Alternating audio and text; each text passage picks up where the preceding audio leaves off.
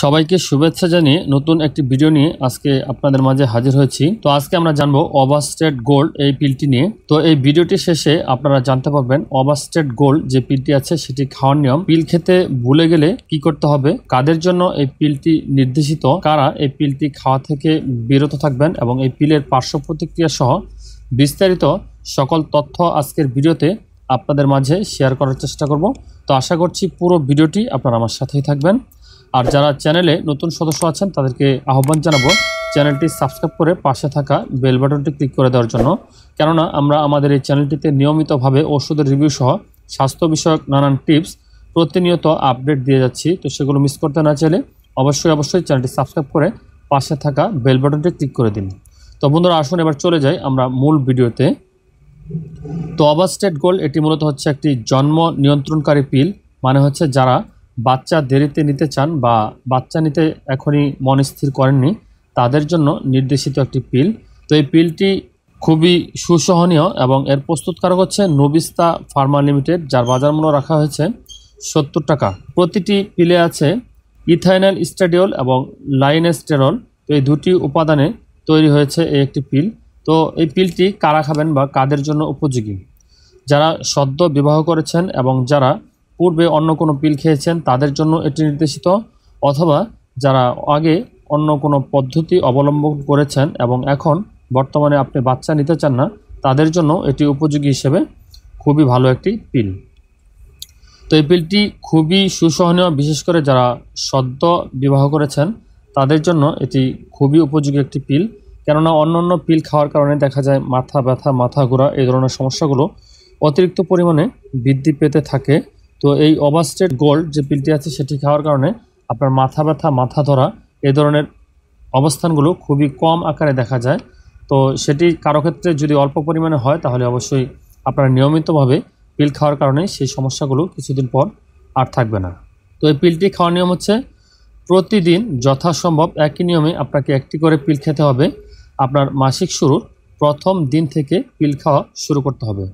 মাসিকের 2 থেকে 5 দিনের ভিতর যে কোনো পিল খাওয়া শুরু করা যায়, কিন্তু সেক্ষেত্রে প্রথম মাসের পিল খাওয়াকালীন সময় আপনাকে বাকি যে সময়গুলো আছে সেই ক্ষেত্রে এক অস্থায়ী পদ্ধতি যেমন কন্ডম ব্যবহার করতে হবে। বিষয়টি আমি আরেকটু পরিষ্কার করে বলি। ধরুন আপনি যদি মাসের 2 থেকে 5 দিনের পরে যদি পিলটি খাওয়া শুরু করেন, সেক্ষেত্রে আপনাকে যে পরবর্তী মাসিকের যে মাঝামাঝি সময়টা আছে বা পরবর্তী যে দিনগুলো আছে সেই দিনগুলোতে যদি আপনি সহবাস করতে চান তাহলে অবশ্যই আপনাকে কন্ডম অথবা অস্থায়ী অন্য কোনো পদ্ধতি ব্যবহার করতে হবে। আরেকটি বিষয় হচ্ছে, অনেকেই প্রশ্ন করে থাকেন যে পিল খাওয়া অবস্থায় কি নোরিক্স বা কন্ডম ব্যবহার করা যাবে কিনা। হ্যাঁ, এগুলো করা যাবে। যদি আপনার পিল খাওয়া মিস্টেক হয়ে যায় সেক্ষেত্রে আপনাকে নোরিক্স বা কন্ডম ইউজ করা যাবে এবং সে বিষয়ে আমি পরবর্তী আলোচনায় আসব। তো আলোচনাটি বিস্তারিত শুনতে থাকুন। এখানে বিস্তারিতভাবে আমি সব বিষয়গুলো তুলে ধরার চেষ্টা করব, সেজন্য ভিডিওটি যদি একটু লম্বাও হয় আশা করব আপনারা পুরো ভিডিওতে আমার সাথেই থাকবেন। কেননা দেখা যায় একটি বিষয় আলোচনা করতে গেলে তার বিস্তারিত না জানলে সেটি হয়তো অনেক ভুলভ্রান্তি বা অনেক প্রশ্নের সম্মুখীন আমরা হয়ে যাই। তো সেই সমস্ত প্রশ্নগুলোর উত্তর জানতে চাইলে অবশ্যই পুরো ভিডিওটি আপনাকে আমার সাথেই থাকতে হবে। তো প্রতিদিন একটি করে পরপর 22 দিন 22টি পিল খাবেন এবং 6 দিনের পিলমুক্ত সময়ের পর পরবর্তী নতুন প্যাকেট থেকে পিল খাওয়া শুরু করবেন। এই 6 দিনের ভিতরে আপনার মাসিক হয়ে যাওয়ার কথা এবং কখনো কখনো পরবর্তী প্যাকেট শুরুর আগ পর্যন্ত আপনার মাসিক চলতে পারে।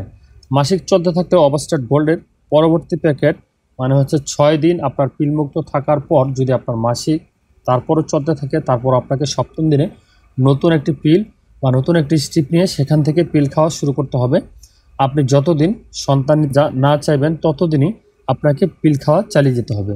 এটাই হচ্ছে প্রপার নিয়ম। তো অনেকেই আবার বলে থাকেন যে পিলের সিরিয়াল বা নিয়ম অনুযায়ী এটি হয়তোবা খেতে পারিনি, উল্টাপাল্টা হয়ে গেছে। সেক্ষেত্রে আপনাদেরকে বলবো এখানে প্রতিটি ট্যাবলেট একই উপাদানে তৈরি, সুতরাং আপনি যদি কোনো একটি পিল মিস্টেক করে ফেলেন সেক্ষেত্রে আপনি পরবর্তী পিলটি খেয়ে নেবেন। মানে হচ্ছে যথা নিয়মে আপনাকে স্বাভাবিকভাবেই একের পর এক পিল এভাবে খেতে হবে এবং শেষ পিল যে অংশে লেখা আছে সেই শেষ পিলটি আপনি যখন খাবেন তারপর দিন সম্ভবত আপনার মাসিক হয়ে যাওয়ার কথা। যদি আপনি পিল খেতে ভুলে যান তাহলে কি করবেন? যদি নির্দিষ্ট সময়ে পিল না খাওয়া হয় এবং যদি 12 ঘন্টা অতিক্রম করে তাহলে পিলের কার্যকারিতা বজায় থাকে। সেক্ষেত্রে যখনই আপনার মনে পড়বে তখনই পিল খেয়ে নিতে হবে এবং পরের পিলগুলো সঠিক সময়ে খেতে হবে। বিষয়টা আমি আরেকবার বলছি, যদি আপনার 12 ঘন্টা সময়ের ভিতরে মনে পড়ে যে গতকালকে যে পিলটি খাননি, তাহলে আপনাকে যখন মনে পড়বে তখনই সেই পিলটি খেয়ে নিতে হবে এবং যথারীতি যে আজকের যে পিলটি আছে সেটিও আপনাকে খেতে হবে। তো পরপর 2 দিন যদি পিল খেতে ভুলে যান তাহলে অবশ্যই আপনাকে 2টি পিল একসঙ্গে খেতে হবে এবং তৃতীয় দিনের পিল আপনাকে নিয়মিতভাবে খেতে হবে এবং তার পাশাপাশি পরবর্তী সময়ে যদি আপনি সহবাসে লিপ্ত হতে চান তাহলে অবশ্যই অস্থায়ী পদ্ধতি অবলম্বন করতে হবে, যেমন কন্ডম ব্যবহার করতে হবে। তো পিলের কিছু পার্শ্ব প্রতিক্রিয়া আছে, যেমন প্রাথমিক পর্যায়ে কারো কারো সাময়িক কিছু পার্শ্ব প্রতিক্রিয়া দেখা দিতে পারে, যেমন মাথা ঘোরা, মাথা ব্যথা, বমি বমি ভাব অথবা পিল খাওয়াকালীন সময় সামান্য ফোঁটা ফোঁটা আকারে মাসিকও হতে পারে। কিন্তু নিয়মিত পিল খেলে এই ধরনের সমস্যাগুলো খুব অল্প সময়ের মাঝেই চলে যাবে। তবে এই পার্শ্ব প্রতিক্রিয়া যদি আরও বেশি দিন চলতে থাকে তাহলে অবশ্যই আপনাকে ডাক্তারের পরামর্শ নেওয়ার জন্য পরামর্শ দেওয়া হচ্ছে। তো এই পিলটি খাওয়ার ক্ষেত্রে আপনাদেরকে সতর্ক থাকতে হবে। যদি আপনি অন্যান্য কোনো ঔষধ সেবন করেন, বিশেষ করে টেট্রাসাইক্লিন, বারবিচুরেটস এবং এমপিসিলিন এবং এই ধরনের আরও অনেকগুলো ওষুধের কথা এখানে উল্লেখ করা আছে, এর যদি কোনো একটি ওষুধ আপনি সেবন করেন তাহলে অবশ্যই এই পিল খাওয়ার ক্ষেত্রে সাবধানতা অবলম্বন করতে হবে। তো সেই ক্ষেত্রে আপনাকে পরামর্শ দেওয়া হচ্ছে, যদি ডাক্তারের কাছে আপনি যান বা অন্য কোনো ওষুধ খেতে চান, সেক্ষেত্রে অবশ্যই আপনি আপনার ডাক্তারকে জানাবেন যে আপনি কোন পিলটি সেবন করছেন। তো কিছু ক্ষেত্রে আপনাকে অবশ্যই ডাক্তারের পরামর্শ নিতে হবে, যেমন আপনি যদি স্তনের স্পর্শকাতরতা অনুভব করেন এবং মাথা ধরা, মাইগ্রেন, কন্ট্রাক্ট লেন্স অস্বস্তিবোধ হওয়া, ত্বকের বিভিন্ন সমস্যা যেমন ইডিমা বা শরীর হাত পায়ে যদি পানি এসে যায় এবং শারীরিক ওজনের যদি পরিবর্তন দেখা দেয় তাহলে অবশ্যই আপনাকে ডাক্তারের পরামর্শ নিতে হবে। তো এই পিল সম্পর্কিত যদি আরও কারো কোনো প্রশ্ন থাকে তাহলে অবশ্যই আপনারা কমেন্ট বক্সে লিখতে পারেন। ভিডিওটি দেখে যদি বিন্দুমাত্র উপকৃত হয়ে থাকেন তাহলে অবশ্যই একটি লাইক করে দিবেন। আর চ্যানেলে যারা নতুন সদস্য আছেন তাদেরকে আহ্বান জানাবো চ্যানেলটি সাবস্ক্রাইব করে পাশে থাকা বেল বাটনটি ক্লিক করে দেওয়ার জন্য। তো বন্ধুরা, সকলকে আহ্বান জানাবো যে কোনো পিল খাওয়ার পূর্বে বা আপনি যদি জন্ম নিয়ন্ত্রণ করতে চান সেক্ষেত্রে আপনারা হাজব্যান্ড ওয়াইফ উভয়ই একজন ডাক্তারের শরণাপন্ন হয়ে তাকে বিস্তারিতভাবে আপনাদের লাইফস্টাইল এবং কোন ধরনের পদ্ধতি আপনারা অবলম্বন করতে পারেন সেটি ডাক্তার থেকে আপনারা জেনে নেবেন, অথবা আপনার পার্শ্ববর্তী যে কোনো স্বাস্থ্যকর্মী যেমন পরিবার পরিকল্পনা অধিদপ্তর বা থানা লেভেলের যে স্বাস্থ্য কমপ্লেক্স আছে অথবা মেরিস্টোপে গিয়েও আপনারা এই ধরনের পরামর্শ খুব সহজেই পেতে পারেন।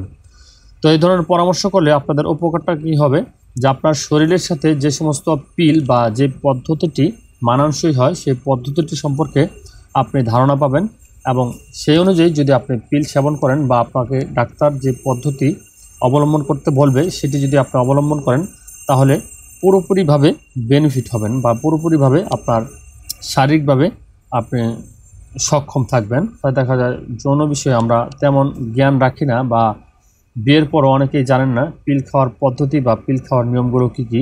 তো সেক্ষেত্রে অবশ্যই আপনাকে একজন ডাক্তারের সাথে পরামর্শ করে তারপর সেই সম্পর্কে অবগত হওয়ার জন্য বিশেষভাবে আহ্বান জানাচ্ছি। তো ভালো থাকবেন, সুস্থ থাকবেন। পরবর্তী ভিডিও দেখার আমন্ত্রণ জানিয়ে আজকের মতো এখানেই বিদায় নিচ্ছি। আল্লাহ হাফিজ।